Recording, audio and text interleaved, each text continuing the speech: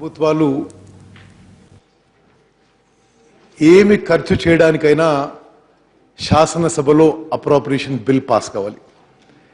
This gives the appropriation bill a special place. The entire budget exercise culminates with the passage of appropriation bill 2017. Most of what I'm going to say today is basically summing up of what our party has said in response to the budget 2017-18. Adhyaksha, ఈ budget విషయంలో ఈ appropriation bill విషయంలో కొన్ని ఆందోళనకరమైన విషయాలు మీ ద్వారా ఈ సభ దృష్టికి ఈ ప్రభుత్వం దృష్టికి తీసుకువచ్చున్నాను.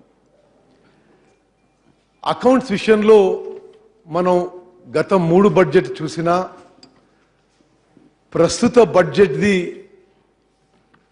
ఏ ఫైనాన్షియల్ అనలిస్ట్ అనలైజ్ చేసినా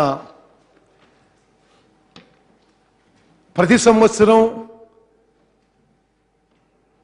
రెవెన్యూ రిసీట్స్ కానీ జిఎస్డిపి గ్రోత్ కానీ కొంత బూస్ట్ చేసి చూపెడుతున్నట్టుగా మా పార్టీ అభిప్రాయం. ఈ విషయంలో నా ముందు మాట్లాడిన పెద్దలు చాలామంది కూడా వారి అనుమానాలు వ్యక్తం చేశారు. We feel that the government is boosting the budget figures. ఒక అంకెల గారడి, there is some window dressing of figures to achieve some motives. ఇది ఈ రాష్ట్ర భవిష్యత్తుకి ఈ రాష్ట్రానికి మంచిదిగా అని చెప్పి మా అభిప్రాయం. ఈ విషయంలో నేను 2-3 విషయాలు మీ దృష్టికి తీసుకొస్తున్నాను, మీ ద్వారా ప్రభుత్వం దృష్టికి తీసుకొస్తున్నాను.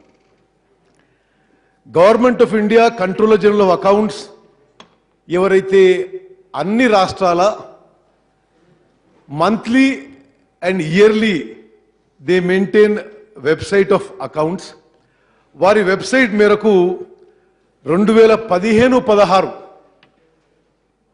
అకౌంట్స్ విషయంలో మార్చ్ అయిపోయిన తర్వాత కూడా ఈ government of India control general of accounts website మీద తెలంగాణ రాష్ట్రానికి రెవెన్యూ డెఫిసిట్ 4,304 రూపాయలు చూపెట్టబడింది.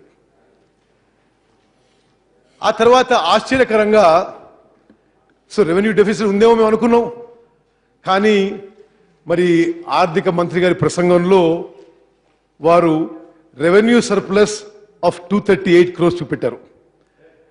ఈ చర్చలో ఆర్థిక మంత్రి గారిని ఈ విషయం అడగడం జరిగింది, కానీ సంతృప్తికరమైన సమాధానం రాలేదని చెప్పి మేము భావిస్తున్నాం. ఈరోజే సిఏజీ రిపోర్ట్ సర్క్యులేట్ అయింది. సరే, నేను దాని వివరంగా చూడలేదు, కానీ how the revenue deficit of over 4,000 crores has turned into a revenue surplus of 238 crores gives rise to several suspicions. అదే విధంగా ఈ రెవెన్యూ సర్ప్లస్ కేవలం అడిషనల్ 0.5% ఆఫ్ జిఎస్డిపి బారో చేసుకోవడానికి ఏమైనా ఫిగర్స్ విండో డ్రెస్సింగ్ జరిగాయా? అదేవిధంగా రాష్ట్ర ప్రభుత్వం గ్యారంటీస్ ఇచ్చి ఈ రెవెన్యూ డెఫిసిట్ అయితే అది కష్టమైద్దేమో రెవెన్యూ సర్ప్లస్ చూపెట్టిందో అని మాత్రం కొంత ఫైనాన్షియల్ ఎక్స్పర్ట్స్కి అనుమానం ఉంది. అదేవిధంగా అధ్యక్ష, కాంగ్రెస్ పార్టీ తరఫు నుంచి మా సీరియస్ కన్సర్న్ ఈ రాష్ట్ర ప్రభుత్వం ఏ విధంగానైతే అప్పులు పెరుగుతూ పోతున్నాయో. ఈ రాష్ట్రం ఏర్పడ్డప్పుడు 2 జూన్ 2014 ఈ రాష్ట్రం అప్పు 69,000 కోట్లు. కానీ ఇప్పుడు ప్రభుత్వం ఇచ్చిన డాక్యుమెంట్ మేరకు మార్చి 2018 టోటల్ డెట్ 69,000 కోట్ల నుంచి కేవలం 4 ఏళ్లలో 1,40,523 కోట్లు చేరడం ఇది రాష్ట్రానికి రాష్ట్ర ప్రజలకి మంచిదిగా అని చెప్పి మేము భావిస్తున్నాం. అంటే గత 56 ఏండ్లలో తెలంగాణ వాటా వచ్చిన అవుట్ స్టాండింగ్ పబ్లిక్ డెట్ 69,000 కోట్లయితే నేటి రాష్ట్ర ప్రభుత్వం 4 ఏండ్లలోనే 60 ఏండ్లలో 69,000 కోట్లయితే 4 ఏండ్లలో మరో 70,000 కోట్ల అప్పు తీసుకురావడం ఇది రాష్ట్ర ప్రజలకు శ్రేయస్కరం కాదని చెప్పి మేము భావిస్తున్నాం. అదేవిధంగా అవుట్ స్టాండింగ్ గ్యారంటీస్ అంటే రాష్ట్ర ప్రభుత్వమే పబ్లిక్ సెక్టర్ కార్పొరేషన్స్ కి గ్యారంటీ ఇచ్చి ఆ కార్పొరేషన్స్ బయట నుంచి బారో చేసుకోవడం, వాటర్ గ్రిడ్ కార్పొరేషన్ కానీ మరో కార్పొరేషన్ కానీ. రాష్ట్రం ఏర్పడ్డప్పుడు అవుట్ స్టాండింగ్ గ్యారంటీస్ 16,787 క్రోర్స్. 3 ఏండ్లలో అంటే 1 జనవరి 2017 వరకే ఈ అవుట్ స్టాండింగ్ గ్యారంటీస్ 31,000 కోట్లకు చేరినాయి.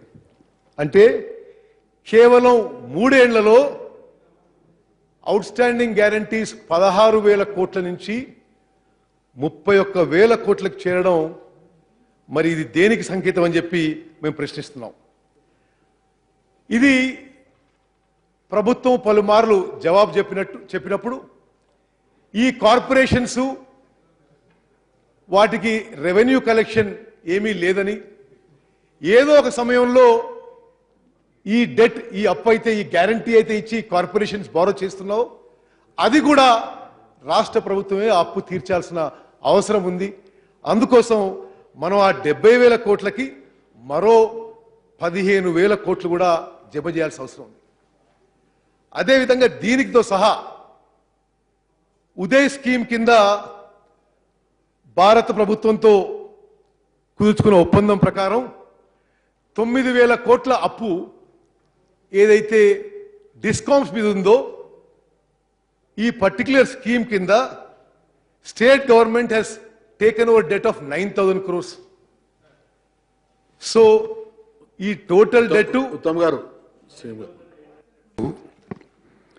గ్యారంటీ ప్రభుత్వ గ్యారంటీ ద్వారా కార్పొరేషన్లకు తీసుకున్నటువంటి లోన్స్ 16,000 crores ఉండే, ఇప్పుడు 31,000 అన్నారు. అది చాలా ఎక్కువ ఉందండి, అంతకంటే చాలా ఎక్కువ ఉంది. 16 to 31 కాదు, ఆల్మోస్ట్ ఈ మధ్య తీసుకున్నటువంటి కొత్త గ్యారంటీలు కూడా కొన్ని ఇచ్చున్నాము. దట్ ఈస్ 40,000 crores ప్లస్ ఉందండి. ఇరిగేషన్ కోసం తీసుకున్నటువంటిది కూడా ఉంది, దాంట్లో అన్ని కలిస్తే 40,000 కోట్ల చిల్లర ఉంది.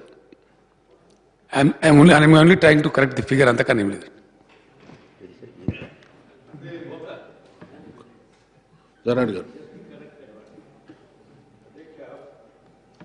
వారు చెప్పింది ఏంటి అంటే గత మొత్తం సంవత్సరాలు గత ఉన్న గవర్నమెంట్లు అన్నీ కలిపితే 16,000 కోట్ల మాత్రమే గ్యారంటీ ఉన్నది అవుట్ స్టాండింగ్, 16-18 కోట్లు.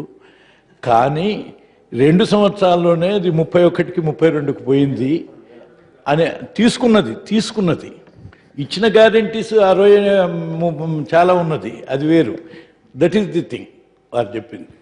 అంటే అవుట్ స్టాండింగ్ ఈ గవర్నమెంట్ వచ్చే నాటికి 17-18 కోట్ల గ్యారంటీ ఉన్నది. ఈ ప్రభుత్వం ఇతర కార్పొరేషన్లకు అందరికి ఇచ్చింది 16-18,000. కానీ ఈ 2 సంవత్సరాల్లోనే 31 కోట్లు దాటింది. అంటే 31,000-32,000 దాటిందంటే 2 సంవత్సరాల్లోనే ఇంత అప్పయింది. ఇంత స్పీడ్గా పోతే ఎట్లా అనేది వారు